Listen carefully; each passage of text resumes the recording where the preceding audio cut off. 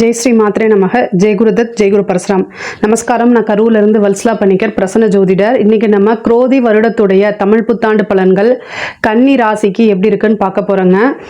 இப்போ நான் சொல்லக்கூடிய இந்த ராசி பலன்கள் வந்து கன்னியா ராசியில் பிறந்தவங்களுக்கும் சரி, கன்னியா லக்னத்தில் பிறந்தவங்களுக்கும் சரியாக தான் இருக்குங்க. இந்த தமிழ் புத்தாண்டு என்னைக்கு பிறக்குது அப்படின்னா, இங்கிலீஷ் தேதிக்கு வந்து 14/4/2024 ஞாயிற்றுக்கிழமை சஷ்டி தீதியில் அதிகண்ட யோகத்தில் தைத்துளை கரணத்தில் திருவாதிரை நட்சத்திரத்தில் இந்த வருஷம் வந்து பிறக்குதுங்க.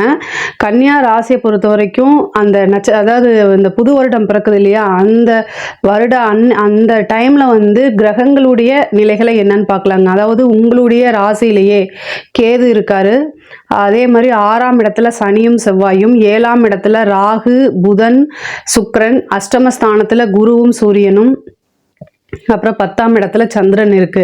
இதுதான் உங்களுடைய ராசிப்படி புது வருஷம், அதாவது தமிழ் புத்தாண்டு அன்னைக்கு கிரக நிலைகள்ங்க. இந்த கிரக நிலைகளை வச்சு உங்களோட ராசிக்கு எப்படி இருக்கும் அப்படின்னா, அதாவது இவ்வளோ நாளாக வந்து கேது வந்து உங்கள் ராசிக்கு, அதாவது ராகு கேது பயிற்சிக்கு அப்புறம் வந்து ரொம்ப அஃபெக்ட் ஆகிருப்பீங்க. கன்னியா ராசியை பொறுத்த வரைக்கும் அது பிஸ்னஸாக இருந்தாலும் சரி, குடும்பத்திலேயா இருந்தாலும் சரிங்க, உங்களுக்கு வந்து என்னென்னா மன ரீதியாகவும் சரி பண ரீதியாகவும் சரி கொஞ்சம் நெருக்கடிகள் வந்திருக்க தான் செய்யும்.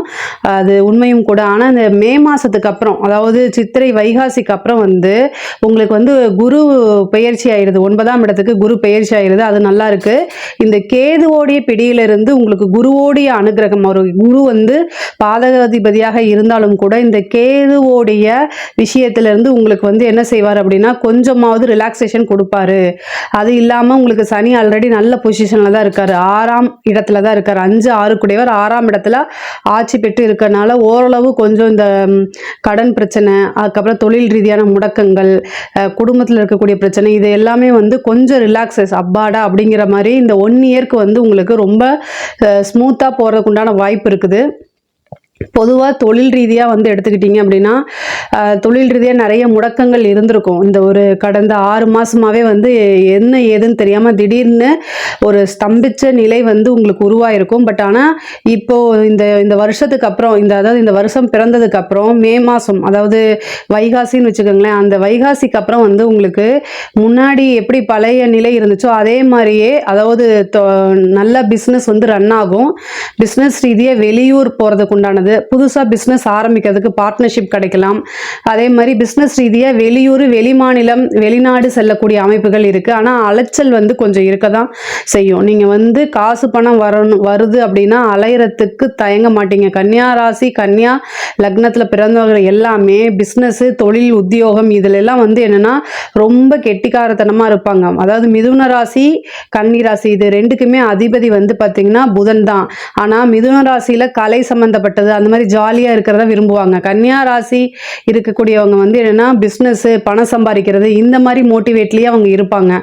இது ரெண்டுக்குமே இதான் வேறுபாடு. பொதுவாகவே நீங்கள் எந்த ஒரு விஷயம் வந்தாலும் உங்களுக்கு மன ரீதியாக பாதிக்கப்பட்டால் கூட அதை தனியாக எடுத்து வச்சுட்டு நீங்கள் உங்களுடைய உத்தியோகத்திலையாக இருந்தாலும் சரி, தொழிலையாக இருந்தாலும் சரி, உங்களோட கவனம் வந்து சிதறாமல் அதை கொண்டு போய் சக்ஸஸ் பண்ணக்கூடிய வாய்ப்புகள் அதிகமாக இருக்குது. அதையே நீங்கள் இதுக்கு ஃபாலோ பண்ணுங்கள். இந்த வருஷம் வந்து உங்களுக்கு பிஸ்னஸ் ரீதியாகவும் சரி, உத்தியோக ரீதியாகவும் சரி ரொம்ப நல்லா இருக்குது.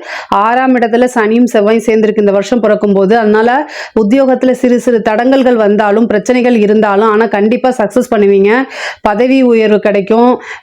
அதாவது நீங்கள் ரொம்ப நாளாக எதிர்பார்த்துட்டு இருந்த, அதாவது நீங்கள் உங்களோட ஓன் ஹவுஸ்க்கு, அதாவது ஓன் ஊருக்கு நீங்கள் போகணும்னு நினச்சிட்டு இருந்திருப்பீங்க. உங்களோட சொந்த ஊரில் போய் வேலை பார்க்கலாம்னு நினச்சிட்டு இருப்பீங்க. ஆனால் வந்து உங்களுக்கு கிடச்சிருக்காது. இப்போ வந்து என்னென்னா, நீங்கள் விரும்பக்கூடிய இடத்துக்கே உங்களுக்கு வந்து என்னென்னா பணிமாற்றம் அமையறதுக்கு அமைப்பு இருக்குது. அதே மாதிரி இவ்வளோ நாளாக இந்த கம்பெனியில் வேலை பார்த்தா நல்லா இருக்குமே அப்படின்னு நீங்கள் நினச்சிட்டு இருந்திருப்பீங்க. பட் ஆனால் வந்து அது கிடச்சிருக்காது. இந்த வருஷம் வந்து அது கிடைக்கிறதுக்கு 100% வாய்ப்புகள் இருக்குது. படிப்பை பொறுத்த வரைக்கும் 4ஆம் இடத்துக்கு இவ்வளோ நாளாக குரு பார்வை வந்துச்சு, இப்போ 4ஆம் இடத்துக்கு குரு பார்வை இல்லை. படிக்கிறதுல கவனமாக இருக்கணும். கவனம் ரொம்ப ரொம்ப முக்கியமானது. 5ஆம் இடத்துக்கு குரு பார்வை வருது, உங்களுடைய ராசிக்கு 5ஆம் இடத்துல குரு பார்வை வருது. படிப்பு முக்கியம் அப்படின்னு நீங்கள் மனசில் பதிய வச்சுட்டா கண்டிப்பாக அதை சக்ஸஸ் பண்ண முடியும். கன்னிராசியை பொறுத்த வரைக்கும் படிப்பு புத்தகத்தில் இருக்கிறத அப்படியே எழுத மாட்டீங்க. ஓரளவு வந்து அதை பார்த்து என்ன செய்வீங்க அப்படின்னா உங்களுடைய ஓன் ஸ்டைலில் தான் எழுதுவீங்க. அதையே ஃபாலோ பண்ணுங்கள். நல்ல மார்க் வரதுக்கு உண்டான அமைப்பு இருக்குது. அதே மாதிரி திருமண பிராப்தம் இருக்குது அப்படின்னா 5ஆம் இடத்தை குரு பார்க்குது 9ல் இருந்து. லவ் மேரேஜ் இந்த மாதிரி விஷயங்கள் ஆகிறதுக்கு வாய்ப்பு இருக்குது. ஏன்னா 7ஆம் இடத்துல ராகு இருக்காருங்க. இந்த ராகு வந்து என்ன செய்வார் அப்படின்னா திடீர்னு திருமண பிராப்தத்தை உண்டு பண்ணிடுவார்.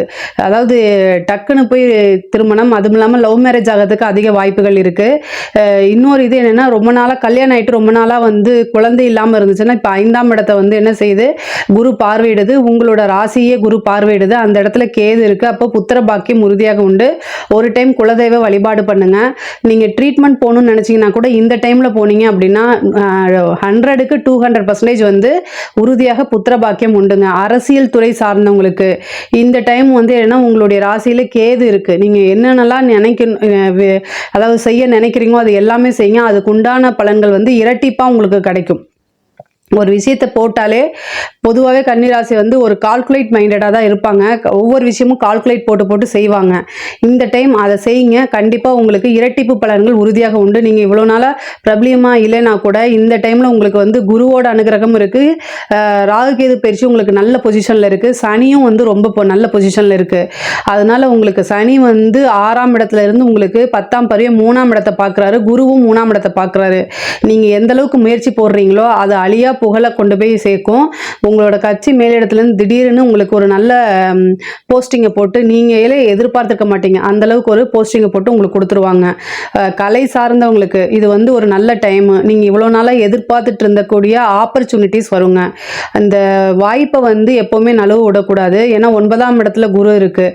இவ்வளோ நாள் உங்களோட திறமைகள் அங்கீகரிக்கப்படாமல் இருந்தால் கூட இந்த டைமில் வந்து அந்த அங்கீகாரம் கிடைக்கும். பெரிய பெரிய நபர்களுடைய அறிமுகம் கிடைக்கும். ஏன்னா 7ல் ராகு வந்திருக்கு.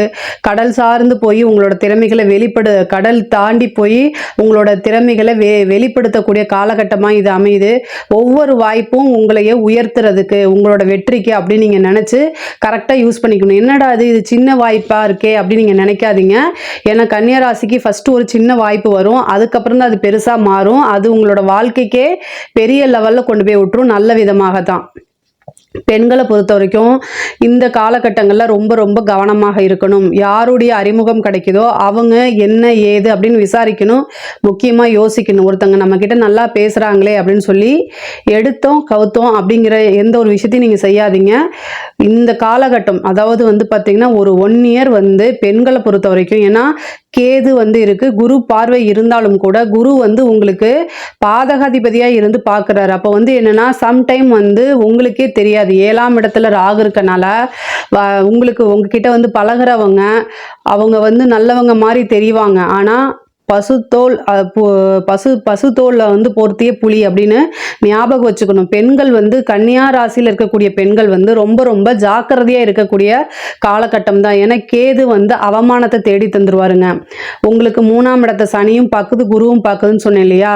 தகவல் தொடர்பு, நீங்கள் யார்கிட்ட வந்து பேசுகிறீங்க, சேட் பண்ணுறீங்க, இதெல்லாம் வந்து உங்களுக்கே ஆப்போசிட்டாவோ அல்லது பிளாக்மெயில் பண்ணுறதுக்கோ வாய்ப்புகள் இருக்குது. ஏன் அப்படின்னா 7ஆம் இடத்துல ராகு இருக்குது.